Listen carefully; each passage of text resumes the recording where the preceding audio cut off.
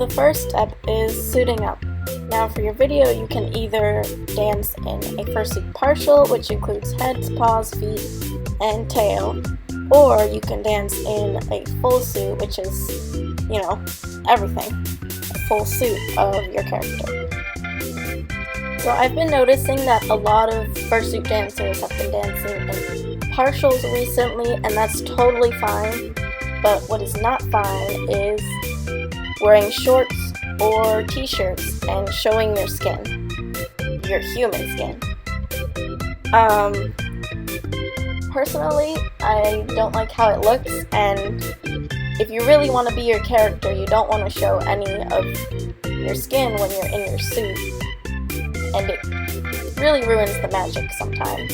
But if you really want to wear your shirt, you can always wear arm sleeves, which are basically sleeves made out of fur. And they're pretty easy to make as long as your design isn't really complicated, and these are the arm sleeves for Loki. They make him look buff, but he's not buff. But if you don't have arm sleeves, you can always wear a long sleeve shirt, which I'm pretty sure anyone has, and it covers up the skin on your arms. And wait a second, is that the security guard shirt from Five Nights at Freddy's? Yep. Another problem is that people are finding it really hard to dance in feet paws. So you can always wear your sneakers or normal shoes. It looks a little bit weird, but it's fine. It's better than tripping over and embarrassing yourself. But it really takes time to get used to dancing in huge feet paws, and I don't blame you. So for my video, I'm gonna wear my full suit. Next step is supplies. Now you're really not going to need a lot, but for supplies you're going to want to have a water source close to you or a water bottle, because trust me when I say you're going to get really, really hot, really sweaty, and you might want to die. I'm just kidding. You also want a fan or some other cooling source near you, because honestly, I can't even last 3 minutes dancing in a fursuit. It's harder than it looks. So before you start dancing, you also want to make sure that you have good ventilation in your suit so you can breathe. That's a little bit important, and that you can see, so your vision is also good, because you don't want to be bumping into things while dancing. And you want to make sure your feet paws are on securely as well. The next step is location. Now, I don't know if you can tell, but my room is in the attic and the ceiling is very, very low. Now for me it's perfect because I'm really short, but when I wear my fursuit, I become taller. I don't know if it's because of the feet paws, I think it's because of the ears, but space is very limited. And I also have my hamster cage right by me, which I am terrified that I'll knock over with my tail. So I don't want to dance here. There's not much room. I could crash into things or knock things over with my tail. This room is actually much, much better. The lighting might be a little bit bad, but I don't want to risk my hamster's life. There's also things on the floor, like small things. You probably want to move them out the way, like this dog toy. Oh, speaking of which, if you have any dogs or cats, you're going to want to keep them in a separate room when you're dancing, because you're either going to terrify them, or they're going to want to play with you, or you're going to end up hurting them.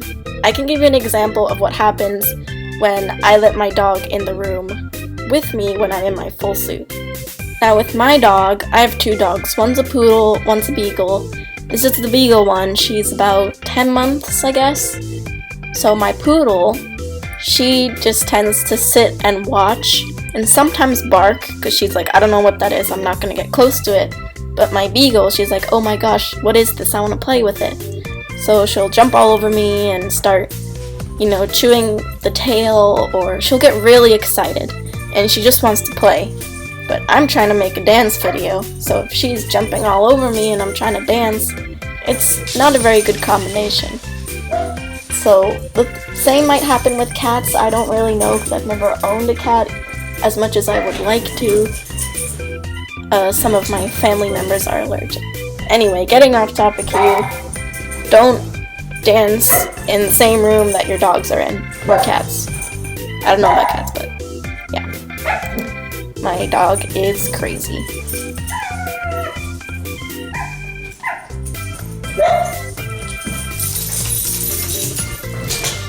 Here are a few tips. Now, these are optional, you don't have to follow them, but the first one is no stomping or jumping, because one time I was stomping and jumping in a couple fursuit dance videos, and the camera either tips over or it looks like there's a huge earthquake happening, and everything gets blurry and it's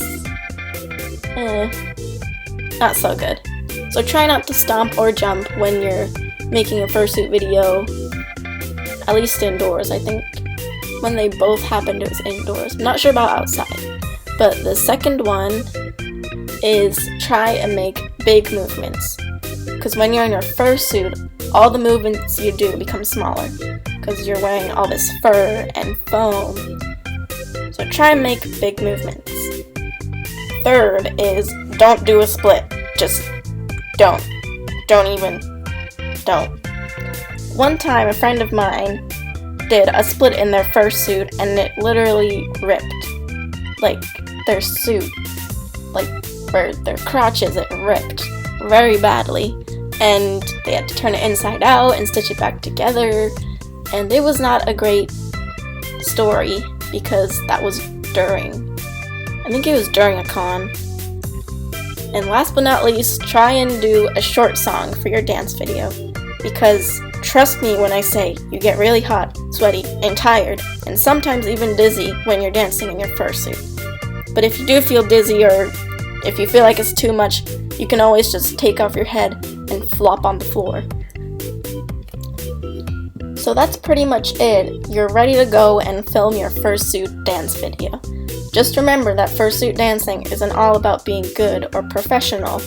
It's just about having fun and enjoying dancing in your fursuit. Thank you guys so much for watching this video. Please subscribe and share. And if you liked it, it would help out a lot if you could leave a like. And stay awesome.